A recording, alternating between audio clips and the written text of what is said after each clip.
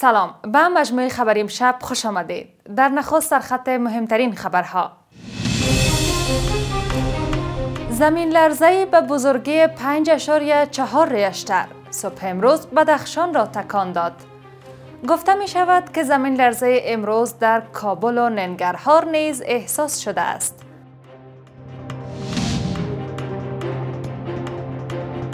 تکمیل کار 2 بند آبگردان به ارزش بیش از 10 میلیون افغانی در میدان وردک. سفر معاون اقتصادی رئیس وزیران به ازبکستان با حضور ملا عبدالغنی برادر، مرکز تجارت بین المللی ترمز در ازبکستان افتتاح شد. برگزاری 8مین جشنواره بزرگ انگور، عسل و محصولات زراعتی در هرات. و آغاز بازی‌های پاراالمپیک 2024 در فرانسه و مبارزه ابراهیم دانشی، تکواندوکار افغان در این رقابت‌ها.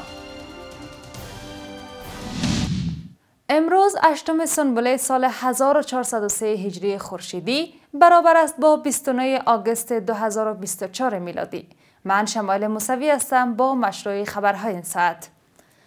زمین لرزه حوالی ساعت 2:26 قبل از ظهر پنجشنبه 8 سنبله ولایت بدخشان را تکان داد. بنابر اطلاعات سازمان زمینشناسی آمریکا، بزرگی این زمین لرزه 5.4 ریشتر و مرکز آن ولسوالی اشکاشم بوده است. تاکنون از تلفات و خسارات احتمالی آن اطلاعاتی در دست نیست. گفته می شود که زمین لرزه امروز در کابل و ننگرهار نیز احساس شده است. شهروندان شدت این زمین لرزه را نسبتاً شدید توصیف کردند. پس از تکمیل شدن زیرساخت و بدنه خاکی، قیرریزی سرک اتصالی میان بلاک‌های 13 و 14 احمدشاه بابا مینه در ناحیه 12 از سوی ریاست کار، حفظ و مراقبت شاروالی کابل آغاز گردیده است. دفتر رسانه‌های شاروالی کابل در خبرنامه‌ای نوشته است که این سرک به طول 1070 متر با عرض 40 متر شامل اعمار آبروها، پیاده‌روها، گلدانها و جزئیات یک سرک معیاری می باشد که تا 1 ماه آینده تکمیل و مورد بهره برداری قرار خواهد گرفت.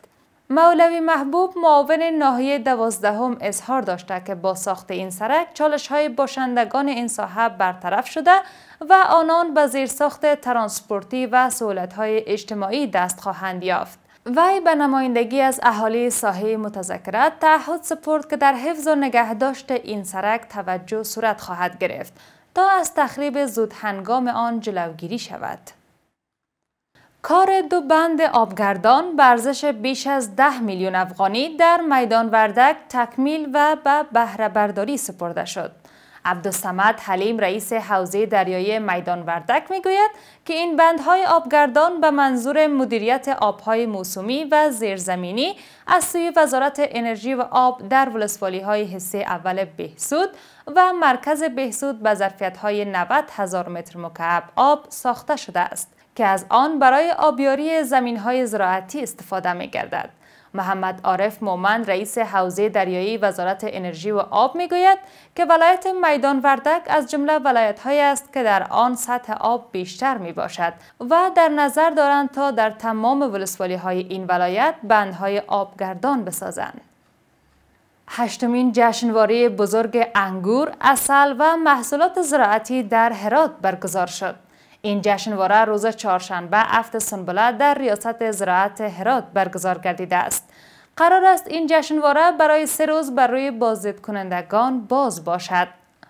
پیر محمد حلیمی رئیس زراعت آبیاری و مالداری در هرات میگوید که در این نمایشگاه 40 غرفه محصولات زراعتی به نمایش گذاشته شده است.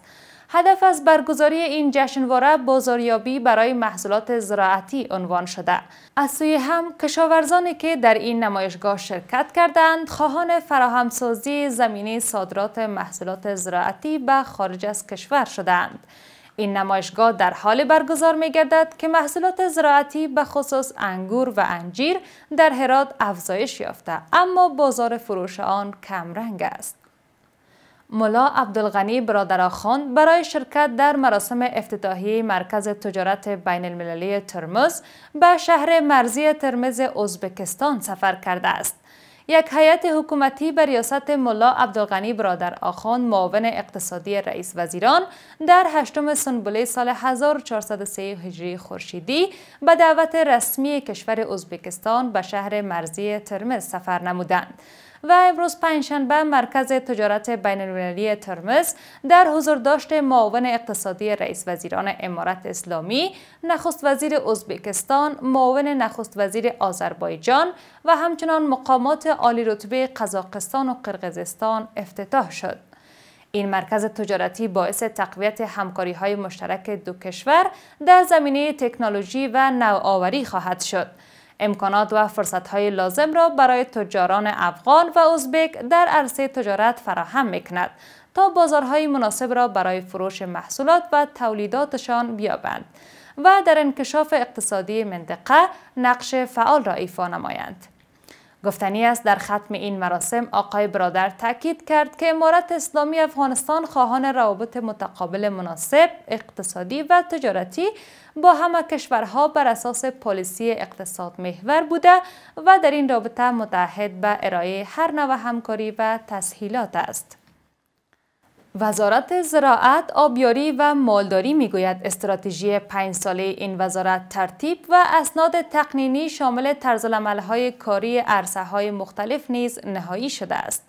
مسئولان وزارت زراعت، آبیاری و مالداری در برنامه 1 ساله دستاوردهای ادارات دولتی گفتند که تثبیت حق مالکیت، ارزشیابی و استملاک پروژه خط آهن خواف هرات، انتقال لاین برق کاسا 1000، پروژه 220 کیلوولت و 500 کیلوولت در هرات، جوزجان، لغمان، بغلان، غزنی و فاریاب و لاین دوم سرک کابل لوگر از کارکردهای این وزارت است.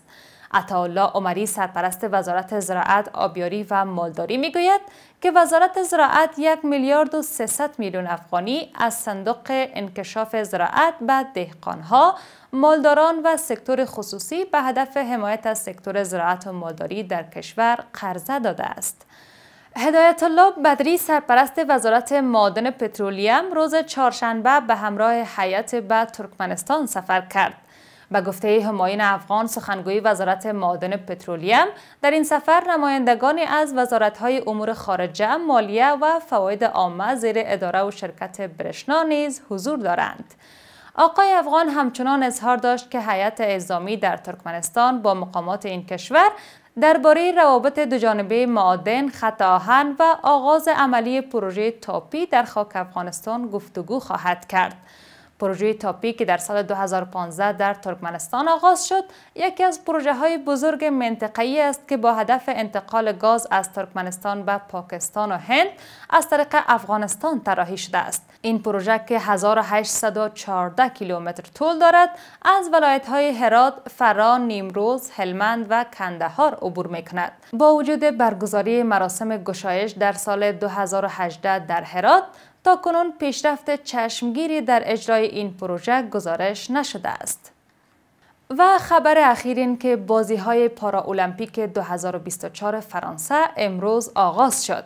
فرانسه برای نخستین بار میزبان بازی‌های پاراالمپیک تابستانی است و اولین مسابقه این رویداد ورزشی 11 روزه امروز برگزار شد.